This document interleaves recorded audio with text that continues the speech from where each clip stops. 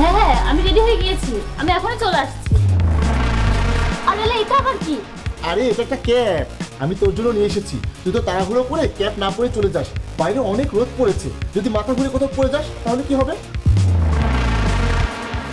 আচ্ছা, একটা সুন্দর দেখে হেলমেট আনতে পারতে। কি সব ক্যাপ নিয়ে এসেছো? আরে অনেক ভালোই, ইউনিক ডিজাইনের। আচ্ছা ঠিক আছে, কি করছো আবার? আরে কিছু না, ক্যাপের উপর থেকে পলিথিনটা সরিয়ে দিলাম, নতুন তো তাই। আচ্ছা দেখি, সরে যাও, এমনিতে অনেক লেট হয়ে গেছে, তুমি আবার উপরে আরো লেট করে দিলে। হ্যাঁ ঠিক আছে, এবার যা। হ্যাঁ হ্যাঁ, এবার যা। আজকে আমিও দেখবো যে তুই কোথায় যাস আর কি করিস। রোজ তুই আমাকে মিথ্যা বলে কোথায় যাস, আজকে এই ক্যামেরায় সবকিছু রেকর্ড হয়ে যাবে। এখন আমি আমার হাতের এই ফোন দিয়ে সব লাইভ টেলিকাস্ট দেখবো।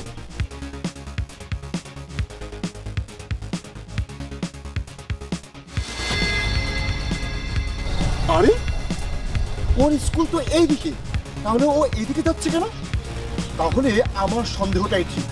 ঠিক আছে, আমি ওইদিকে গিয়ে দেখি ও কি করছে। আরে আল্লাহ, কোথায় হারিয়ে গিয়েছে, এখনো আসে না কেন? এই যে আমি চলে এসেছি। এত দেরি হলো কেন? আমি সেই কখন থেকে এখানে দাঁড়িয়ে আছি, হাত পা সব লেগে গেল দাঁড়িয়ে থাকতে থাকতে। আর বইলো না, ভাইয়া নতুন ক্যাপ নিয়ে এসেছে, এটার জন্য তো একটু দেরি হয়ে গেল। আরে ক্যাপের সাথে কি লাগানো, এটা খোলো তো। নতুন ক্যাপের সাথে আবার কি লাগানো থাকবে? আরে এ তো ক্যামেরা, তাও আবার চালু করা। ও শিট, এই ক্যামেরা তো আমাকে দেখে ফেলেছে। তোমার ভাই তো এখন এসে আমাকে ধরে ফেলবে। এই ক্যামেরা সেট করা আছে? আর আমি তো কিছুই বুঝতে পারছিলাম না।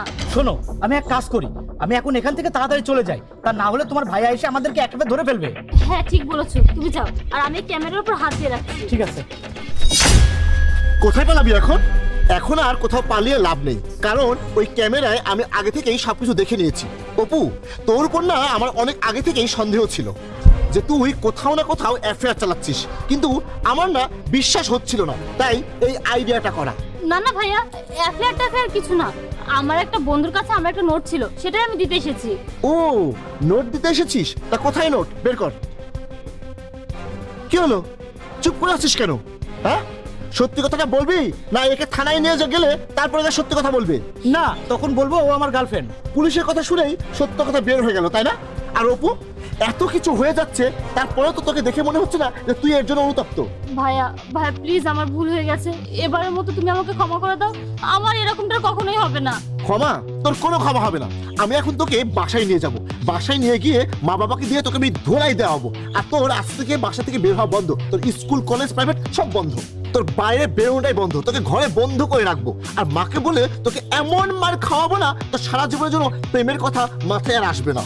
আর এখন আমি ওর বাসায়ও যাব, ওর বাবা আমাকে গিয়ে বলবো যে কিভাবে 3-4 বছরের ছোট মেয়েদেরকে ফুসলে ফাসলে প্রেম করে। না না ভাইয়া প্লিজ, আপনি কাউকে কিছু বলবেন না, আমি আর আপনার বোনের সাথে এমনটা করব না, আমি ওর সাথে দেখাও করব না আর কথাও বলবো না। আর আমি যদি জানতাম আপনি এত চালাক, আমি কখনোই আপনার বোনের সাথে প্রেম করতাম না। চালাকি তো এখনো কিছুই দেখোনি, এখন আমি তোমার বাসায় যাব, চলো আমার সাথে।